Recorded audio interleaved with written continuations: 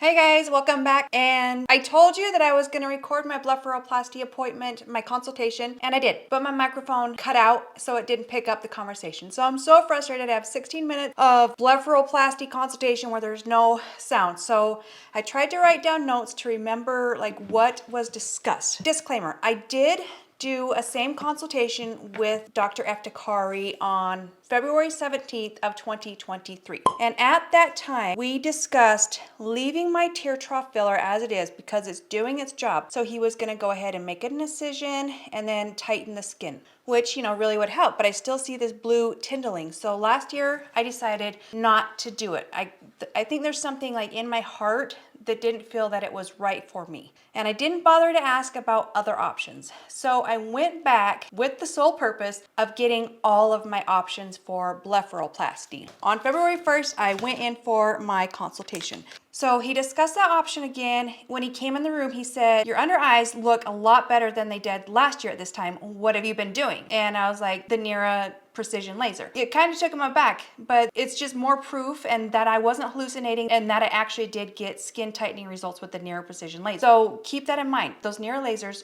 certainly do work. I see a huge improvement in my under eyes, but here's the problem. They don't restore volume. They can't restore lost volume. So literally what's happening is your bone is starting to recede, so you're losing that volume. And as you age, you start to lose the fat in your face as well, and it starts to slip down. But if you need skin tightening for your eyes, like if you want to start in your 20s and 30s, do it. It does the job. It does what it's supposed to do. And you guys, I'm not scripting for this one. Sometimes I just want to sit down and talk and be myself and not script and try to be perfect. So my questions for him were, how does my bone structure affect my surgery? So he says, you're the perfect candidate for this surgery because you have a positive malar vector. Keep in mind that I had tear trough filler done originally in October of 2020. So I referred to my pre-filler photos because he hadn't seen them. I didn't show him last year at my consultation, but I really wanted to address that with him because I wanted all of my options for surgery. And he was like, "Oh, okay. So if you want to dissolve your filler, these are our options." And he gave me two options that kind of jumbled in together. His recommendations were they can just reposition the fat. So it's called fat transposition, where they dissolve your filler.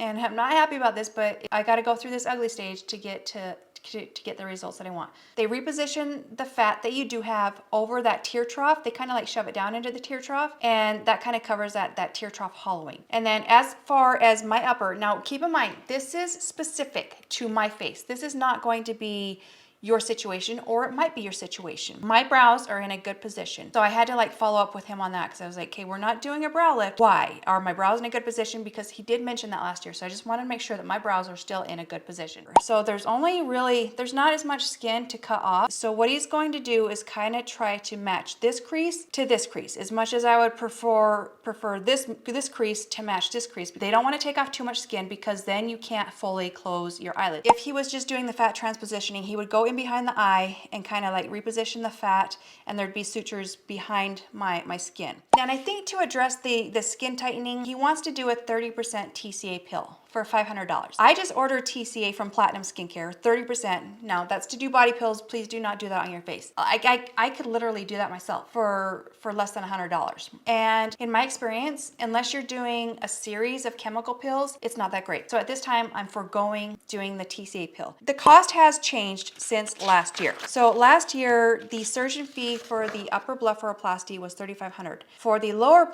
blepharoplasty with just the pinch skin with the mid lift was $3,500. The facility fee and the anesthesia fee are going to vary just depending on prices, location. So that's all going to vary. But my facility fee last year was $1,300 and my anesthesia fee was $1,050, bringing the total to $9,850.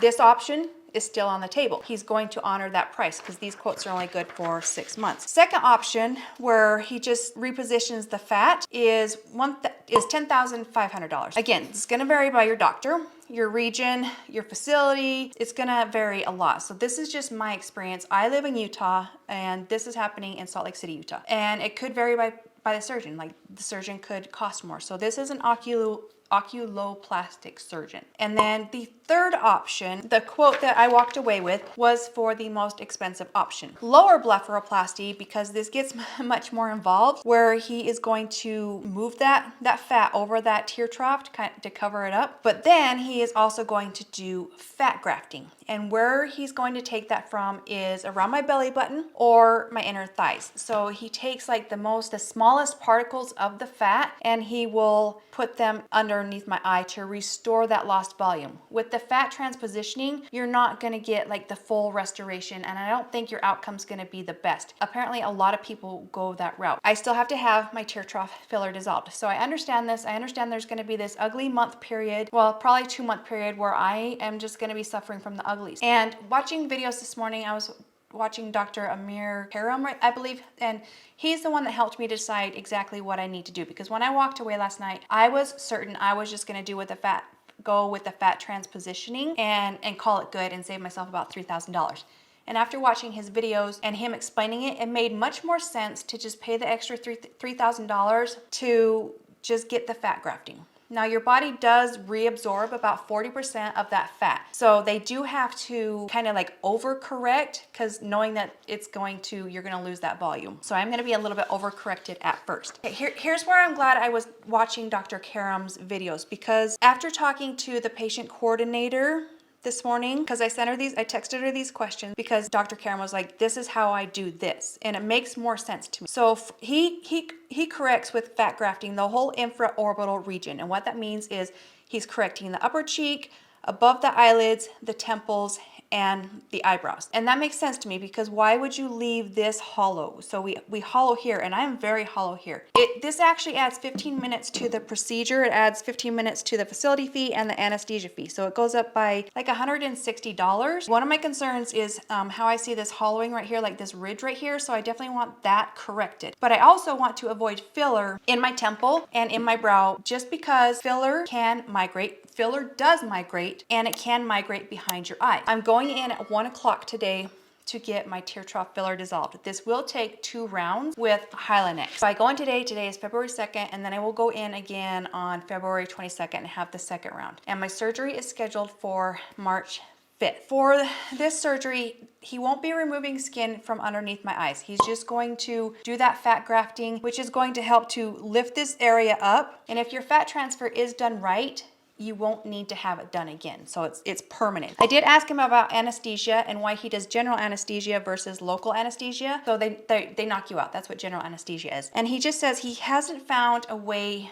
to do this comfortably with someone awake. I'm going through with it, but the option I have chosen is the most expensive option with the fat grafting, just because I want that volume restoration. If I'm gonna do this, I am gonna do it. And I wish, I could afford a full facelift, but I can't. So this will be something that gets addressed in the future. But right now, like when people look at you, this is where they're looking. They're not looking here. They're not looking here. They're looking right here. So I'm vain as fuck. It is how I am. Like, I like to be pretty. I like to feel good about myself. I dress up every single day. If I'm not wearing makeup every single day, I don't feel like myself. This is a completely elective surgery. Like, I have to take a loan from my 401k. I am thinking about documenting the entire recovery process, so day by day. My biggest concern is being healed and looking normal by my wedding on June 24th. And I'm so lucky to have a very supportive fiance. All right, guys, till the next video. Bye.